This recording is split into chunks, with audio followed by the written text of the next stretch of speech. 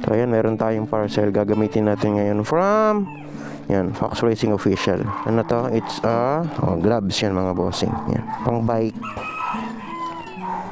Wow. Yan, sakto lang siya.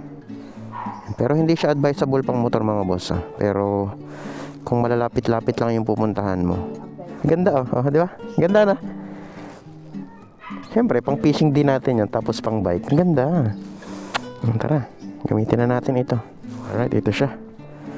Yun di ba? Mayroon na tayong bike gloves. Ganda siya.